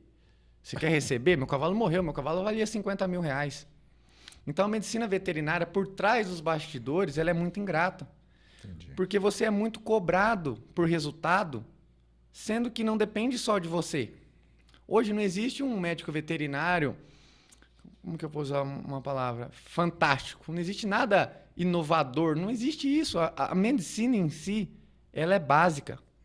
É o feijão com arroz que salva a maioria dos cavalos. Você não precisa ser um extraterrestre para salvar cavalo. Então, não existe isso de você chegar e falar assim, nossa, doutor, mas e se fazer tal tratamento? Não, amigão. Esse cavalo com essa patologia, o tratamento é esse. É esse aqui, é nos Estados Unidos, é na Europa. O tratamento é esse. Então, as ligações que a gente recebe que deixa... Eu vou te contar uma história, mas não vou falar o nome da pessoa. Tá bom. Porque essa história aqui foi o dia que eu assim, olha, quase abandonei a veterinária. Escuta isso aqui. Essa história é legal. Provavelmente, um médico veterinário aí a campo já viveu essa história que eu vou contar aqui para você. O cavalo do cara com cólica, um burrinho, um ar. Praticamente 1 ano de idade, uma cólica. Outro veterinário foi atender na propriedade. O burrinho não melhorava. Esse cara me ligou. Pururuca, meu burrinho tá com essa cólica, não melhora, eu posso levar para você? Não, pode trazer, traz aqui que a gente vai ver o que a gente faz. Se não for cirúrgico, eu vou conseguir resolver para você. E aí comecei a atender esse animal. Esse animal, eu vi que ele urinou só uma vez e não urinava mais. E dor, e eu medicação para controlar a dor, e fluido, e tentando... E esse burrinho não tinha torção. Esse burrinho, você fazia a palpação nele tranquilo, não tinha nada. Tinha movimento peristáltico no intestino. Falei, mas que cólica é essa desse burro? E estamos lá. E aí eu liguei com um amigo meu, que você conhece, o Bruno Schoff. Brunão, vamos fazer um ultrassom nesse burro? Vamos, já eu tô aí. O Brunão foi fazer uma ultrassom, a gente viu que a cavidade desse burro estava cheia de líquido. Não é normal. Aquilo ali muito característico com uma urina. Eu falei, rapaz, Bruno, mas que tanto de urina? Fizemos uma paracentese. Veio urina na paracentese. Falei, ué. E aí nós levamos esse material para laboratório. E a gente já suspeitou logo de cara que o animal tinha uma ruptura em vesícula urinária, na bexiga. Mas isso é muito raro. Isso é muito raro. E eu peguei. Só que isso aí já fazia 4, 5 dias eu em cima desse animal, fazendo soro, drenando. Vai. Ver os exames laboratoriais. Conversando com o Brunão. Falei, cara, isso aqui é ruptura de bexiga. E agora? Vamos ter que levar para cirurgia. Tá, mas será que o cara vai autorizar? Liguei pro cara, ô fulano. Seu animal que tá com uma ruptura de bexiga. Você tem certeza que não aconteceu nada na propriedade aí? Não aconteceu nada. Falei, rapaz, aconteceu alguma coisa aí, porque isso não é normal. Esse animal tá com ruptura de bexiga. Então, há uns 4 dias atrás, uma vaca chifruda deu uma cabeçada nele, enrolou ele na cerca e eles quebrou toda a cerca lá. Eu falei, mas por que você não me falou isso antes? Porque eu achei que isso aí não era relevante, achei que era cólica. Eu falei, teu animal tá com uma ruptura de bexiga. Tem 2 opções: cirurgia ou eutanásia. Cirurgia você vai gastar um tanto bom, eutanásia você vai gastar menos. Pode fazer eutanásia, só que é o seguinte: você vai fazer eutanásia, toda a responsabilidade é sua, você vai me tirar foto, porque se o meu animal não teve ruptura de bexiga, vai ficar ruim pro seu lado. Aí eu falei assim, não, eu confio no meu diagnóstico, eu vou fazer eutanásia. Fiz eutanásia. Fiz inclusive com o Brunão. Não, eu tinha feito eutanásia, depois a gente foi fazer esqueci o nome agora aqui, me fugiu. Enfim, a gente foi fazer a necrópsia desse animal.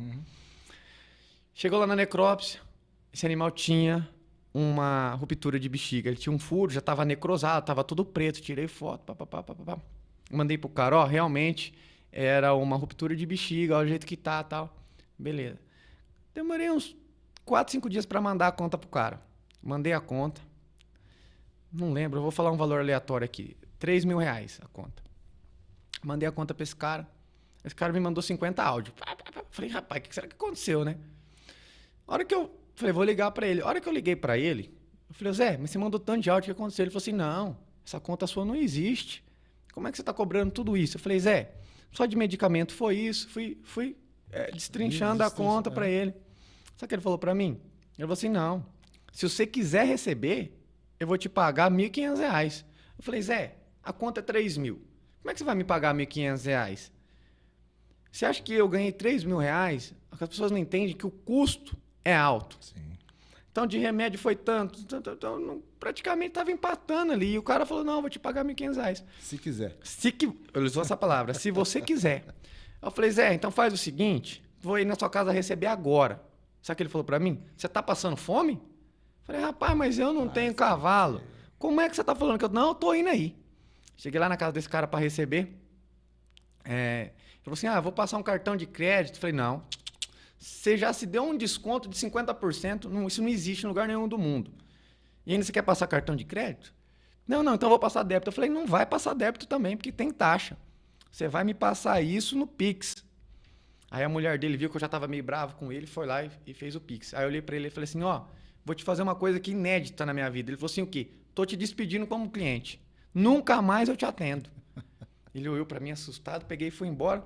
Depois dessa vez aí, ele me ligou umas 50 mil vezes, nunca mais atendi. Então, essas são os bastidores da medicina veterinária, que na faculdade os alunos não têm essa... Não tem essa informação, não tem essa... Não tem informação do marketing. Como que eu vou divulgar o meu trabalho? Como que eu vou conseguir adquirir cliente? No meu Instagram tem muito médico veterinário recém-formado. A principal dúvida, como que eu adquiro cliente? Porque eu fiz faculdade, eu saí da faculdade, mas como que eu vou atender um cavalo? Qual que é o meio que eu vou utilizar para chegar nos grandes criadores? Como que eu vou fazer isso? Sabe? E quem ensina isso? A vida. A vida. Não tem um manual para isso. Não tem um manual. Né? Não tem, porque não aprendeu na faculdade, porque... Talvez se o cara tivesse uma instrução de empreendedorismo, olha, você tem que trabalhar assim. A medicina veterinária, as pessoas acham que é por amor. Por amor, você atende um cavalo por amor. Mas o amor, infelizmente, não vai pagar a conta de água, não vai pagar a conta de luz, não vai pagar a internet. Banquinho e violão não funciona, né? Não. Eu amo o que eu faço. Eu vivo do que eu faço, eu amo o que eu faço.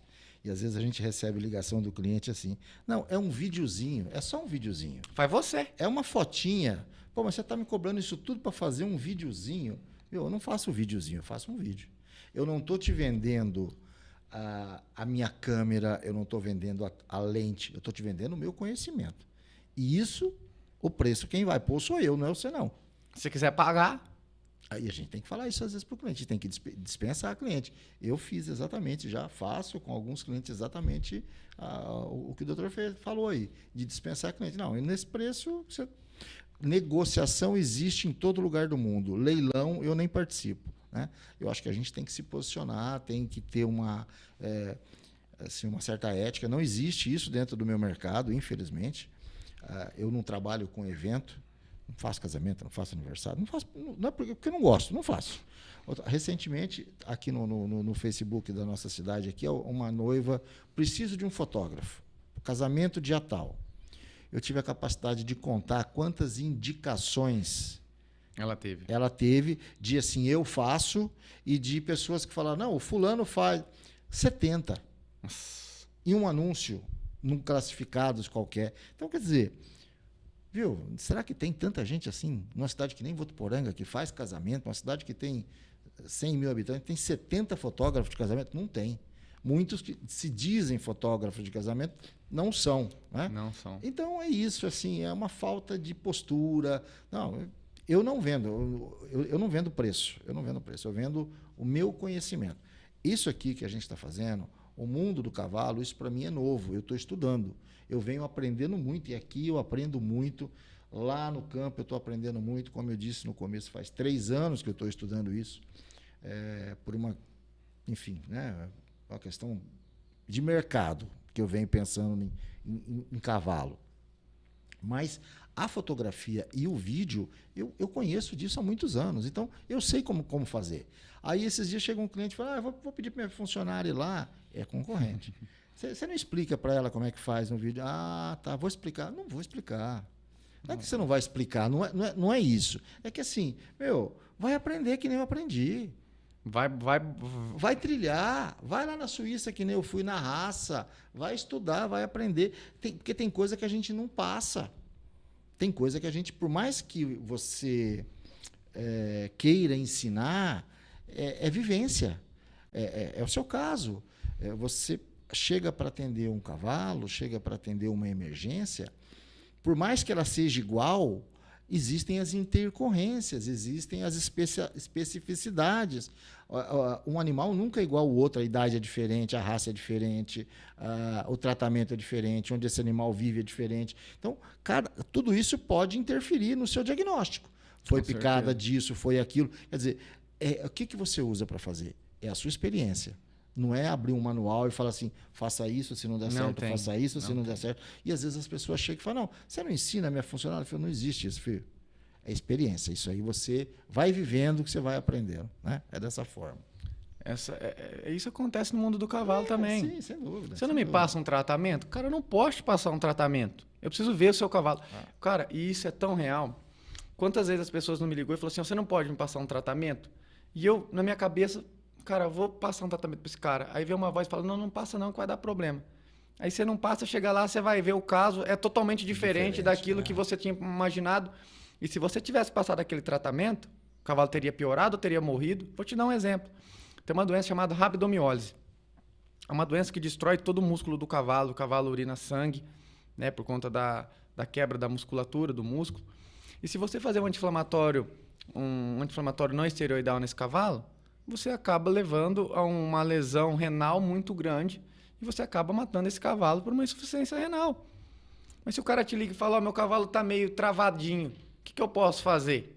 Você fala, não, faz um Flunixin. Pronto, você matou o cavalo do cara, porque talvez você pensou que era tétano. Então é como você falou. Tem que ver, Tem né? que ver. Doutor, a gente está chegando ao fim. Eu tenho aqui mais 2 perguntas que, assim...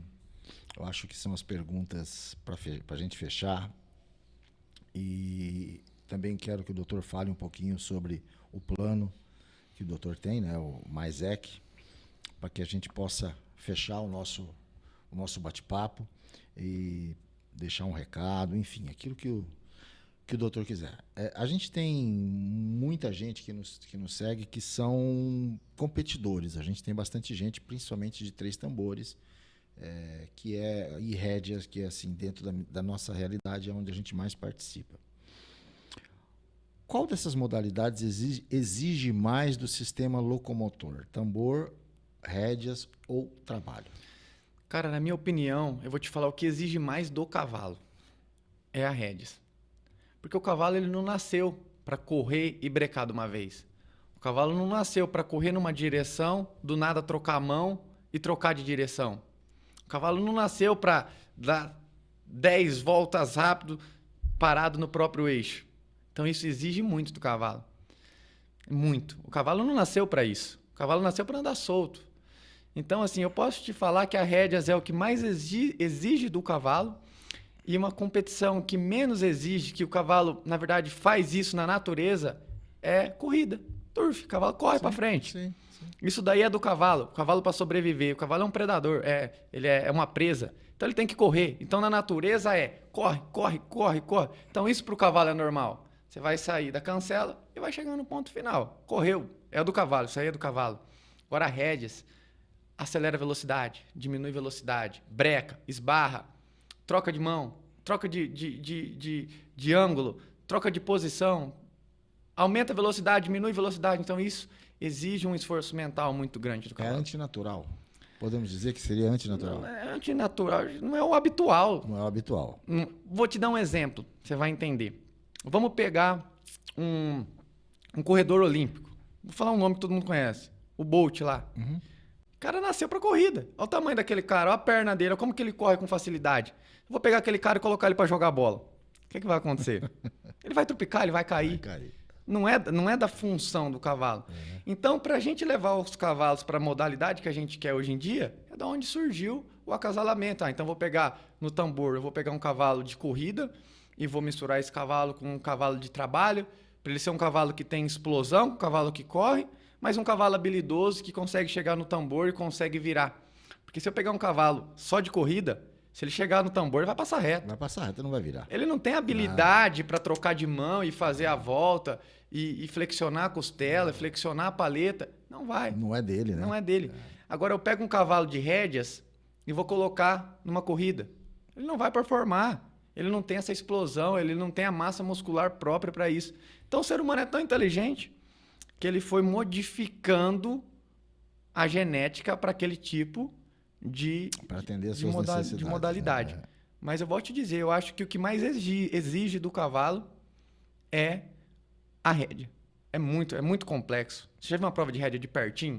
Já, assim, participaram, nunca fotografei. Eu só vi vídeos, assim, mas de verdade eu nunca participei. Você viu a inteligência que o cavalo tem que ter? O cavalo ele vai esbarrar sem a rédea na boca, tudo na senha.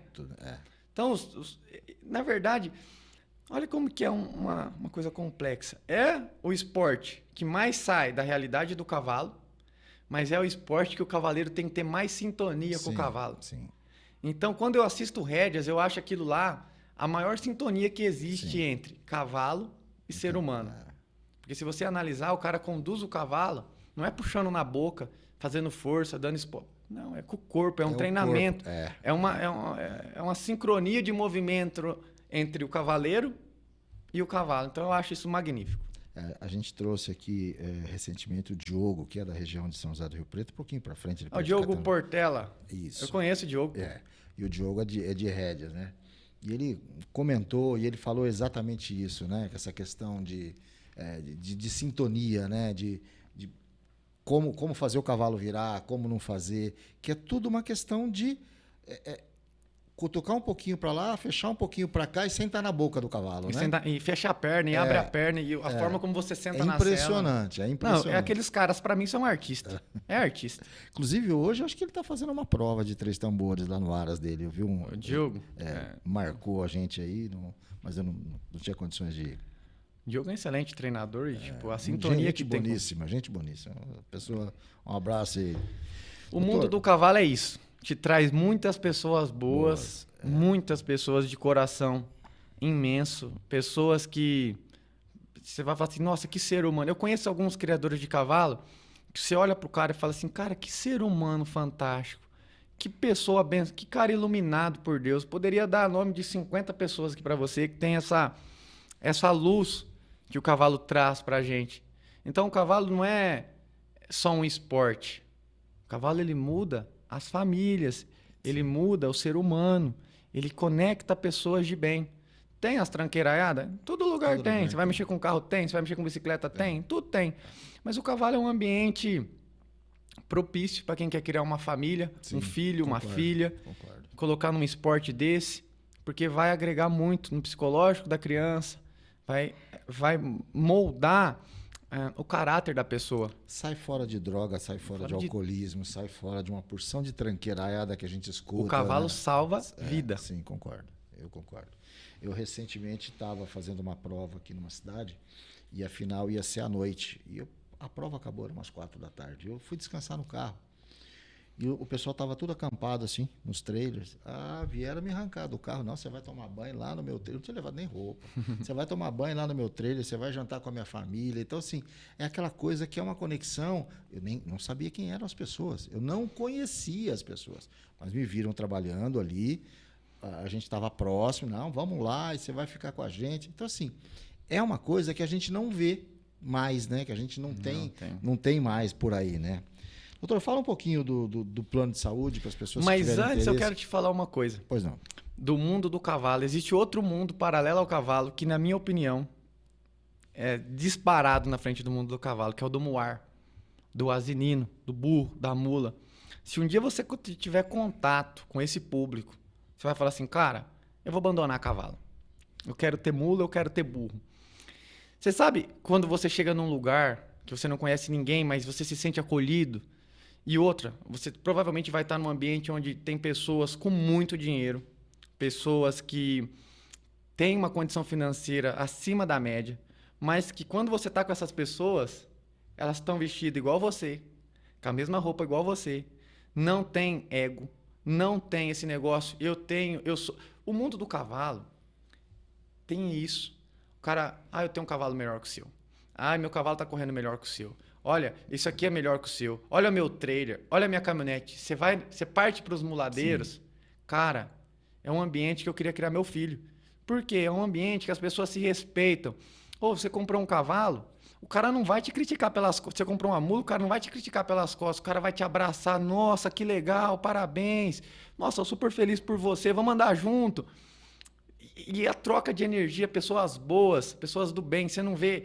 Você está falando do caso de tomar banho, lá o cara é capaz de catar você, levar você para casa dele, te dar uma roupa nova, te dar um sapato novo, falar assim, não, agora você é do meu. Cria... É uma conexão diferente. É muito diferente. O cara que está assistindo nós, que tiver a oportunidade de conhecer o mundo da mula, o mundo do burro, entender como as pessoas são honestas, pessoas são... têm empatia com as outras. Para mim, é o ápice. Do cavalo é você criar uma mula e burro. Lá você vai se sentir amado e querido.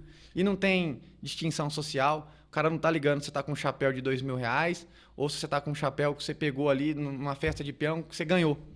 Não, lá eles não ligam com isso. Eles querem conhecer o seu coração, a pessoa que você é. Aqui, recentemente, a questão de um mês atrás, teve o segundo encontro de muladeiros. Eu estava trabalhando no final de semana, não consegui. Tinha bastante gente, é um evento bem bacana, mas infelizmente, às vezes final de semana é corrido, a gente tem prova ou tem alguma coisa assim, não consegui ir. Mas assim, da próxima vez eu não vou perder. Perde, é uma experiência divina. Para estar mais próximo dessas pessoas. A conexão que você vai criar com as pessoas é fantástica. Fala um pouquinho para a gente do plano, para as pessoas conhecerem. O plano de saúde, eu desenvolvi ele por conta desses problemas que a gente conversou no podcast inteiro. Qual que é o problema? A falta de dinheiro. As pessoas não têm dinheiro para uma emergência. A pessoa não tem dinheiro. A gente não se prepara para uma doença. A gente quer só o bônus do negócio, né? Agora, coisa ruim a gente não quer. Então, o plano de saúde foi desenvolvido para quem? Para o cara que tem um cavalo, o cara que tem 2 cavalos, o cara que quer ter uma garantia do cavalo dele. Garantia que eu falo assim, meu cavalo ficou doente. Nossa, hoje eu não tenho R$1. Mas o meu cavalo está coberto por um plano de saúde. Eu vou lá atender esse cavalo, o cara não vai ter custo, o cavalo do cara vai ficar bom, sem um investimento. Então, na verdade, eu desenvolvi esse plano, foi pensando nas pessoas, assim como nós, que não é rico, mas quer ter um cavalo, e é uma forma dele se preparar para uma possível doença. Então, o cara tem acesso à radiografia, à ultrassonografia, a exame de sangue, o cara tem acesso a um veterinário cuidando do cavalo, a tratamento odontológico. Cara, tudo que um cavalo precisa foi desenvolvido nesse plano. Então, é uma coisa assim, os meus clientes são super satisfeitos, porque o cara precisa de um atendimento, o cara tem. O cara nunca é pego de surpresa, o cara sempre vai ter uma condição de cuidar do cavalo dele, orientação técnica. Meu cavalo está um pouco mais magro, tem condição de a gente indicar um medicamento. Hoje a gente pode exercer a telemedicina a partir do momento que eu já conheço o cavalo, que eu já fui na propriedade, o cara Sim, já entendeu. já entende o problema. Então eu acho que veio para agregar. Isso é só Rio Preto ou não? Cara, eu atendo algumas regiões, porque o plano ele é muito complexo. Porque, que nem eu te falei, o dono do cavalo é diferente do dono de boi. O cavalo tossiu, o cara que é com o veterinário vai olhar.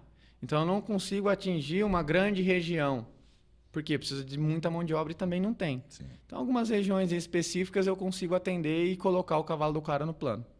Tá. Mas existe um local onde, por exemplo, tem um local fixo onde o doutor atende ou o senhor vai até a Geralmente eu vou até a propriedade, né? Eu tenho a clínica veterinária, né? Que é onde eu interno os cavalos, mas para ir para lá é só quando precisa de um atendimento mais especializado, um cuidado maior, cuidado diário. Mas a maioria dos casos atende na propriedade mesmo. Doutor, a gente está chegando ao final do nosso bate-papo. Foi muito bom, muita experiência, muita informação.